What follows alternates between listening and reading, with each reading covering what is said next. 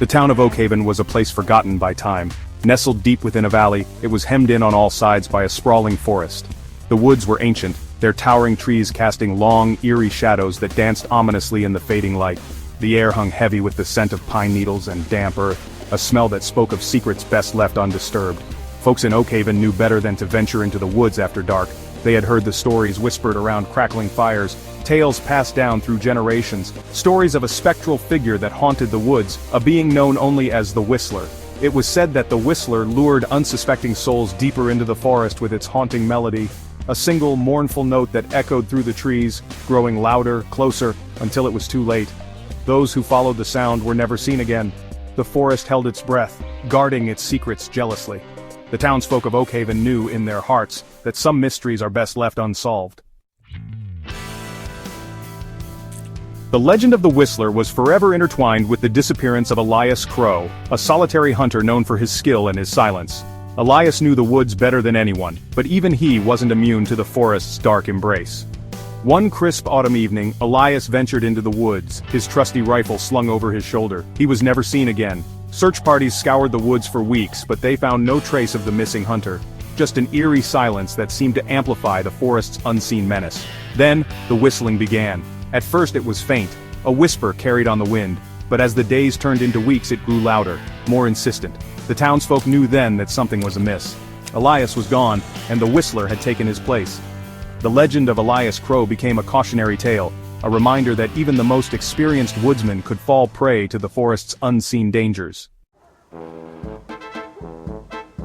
The old tales held little sway over the young, not Jake, not Emily, not even the usually cautious Liam. They were Oakhaven's youth, restless, adventurous, and more than a little bit foolish. The legend of the Whistler was just that to them, a dusty old story meant to frighten children. They scoffed at the warnings of their elders, their youthful arrogance blinding them to the danger that lurked just beyond the town's edge. On the eve of Halloween, under the eerie glow of a blood moon, they made a pact. They would venture into the heart of the woods, seek out the Whistler, and expose the legend for the hoax it surely was. Armed with flashlights, a video camera, and a healthy dose of bravado, they set out to prove that some mysteries were meant to be solved. The forest welcomed them with a suffocating silence. The air grew heavy, laden with the weight of countless untold stories. But the teenagers pressed on, their youthful confidence a flickering flame in the gathering darkness. The forest seemed to close in around them as they ventured deeper into its shadowy embrace. The trees, gnarled and ancient, loomed over the path like skeletal guardians of some forgotten realm. The air, thick with the smell of damp earth and decaying leaves, was oppressive, stifling. The path beneath their feet, barely visible in the fading light, was littered with the debris of the forest. Broken branches, fallen leaves, and the occasional glint of something white and unidentifiable that sent shivers down their spines. The silence, broken only by the sound of their own breathing and the crunch of leaves beneath their feet, was unnerving, expectant. Then, they heard it. A faint mournful note carried on the wind. The sound was distant, barely audible, but it was enough to send a chill down their spines. The whistling.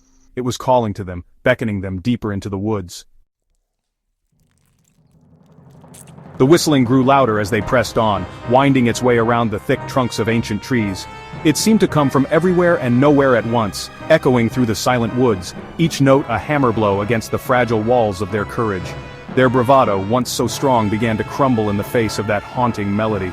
The forest, no longer a playground for their adventure, had transformed into a hunting ground, and they were the prey. Emily's hand trembled in Jake's. Liam, his eyes darting nervously into the shadows that crowded the path, fought to control his breathing. He could feel the fear, cold and clammy, crawling up his spine. The woods were alive with unseen eyes, and they were watching, waiting. The path opened into a small clearing, bathed in the pale light of the blood moon, and there, standing in the center, was a figure. Tall and gaunt, shrouded in shadow, it seemed to absorb the moonlight, its edges blurring into the darkness. The whistling stopped.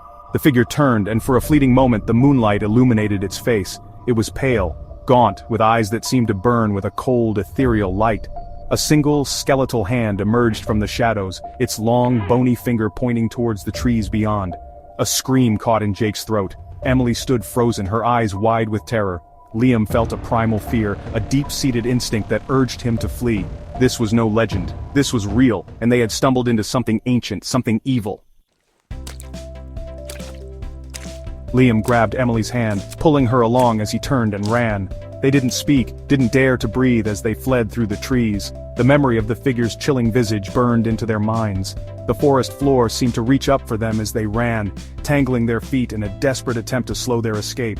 Branches whipped at their faces, drawing blood, but they didn't stop. The fear that propelled them was a raw, primal thing, overriding the pain, the fatigue, the desperate gasping for air. Behind them, they could hear the rustling of leaves, the snapping of twigs. Something was following, something cold, relentless, and filled with an unspeakable malice. The Whistler was no longer content to lure its victims with a song it was hunting. They burst out of the woods, gasping for breath, their lungs burning. The town's lights, warm and inviting, flickered in the distance, a beacon of safety in a world gone mad. They didn't stop running until they reached the sanctuary of Jake's porch, collapsing against the familiar wooden planks, their bodies racked with sobs and trembling. The blood moon, now hidden behind a veil of clouds, cast the town in an eerie, shifting light. The events of the night played over and over in their minds, each replay etching the image of the figure, the chilling emptiness of its eyes deeper into their souls. Their youthful arrogance was gone, shattered by their encounter with the unknown. They had stared into the abyss, and the abyss had stared back. And in those cold, unblinking eyes they recognized a truth that would forever haunt their waking nightmares. Some legends are true. Life in Oakhaven returned to its normal, predictable rhythm. But for Jake, Emily and Liam, nothing would ever be the same. They carried the memory of that night with them, a heavy weight that settled deep within their bones.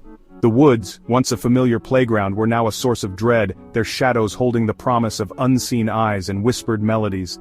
The legend of the Whistler, once a mere story, had become a part of them, a chilling reminder of the darkness that lurks at the edge of the known. They never spoke of what they had seen that night, but the memory lingered, a ghost that haunted their dreams. They understood now why their elders warned them to stay away from the woods. They understood the weight of those whispered stories, the fear that lay dormant beneath the surface of their everyday lives. The Whistler was still out there, waiting, and the woods held its breath, guarding its secrets.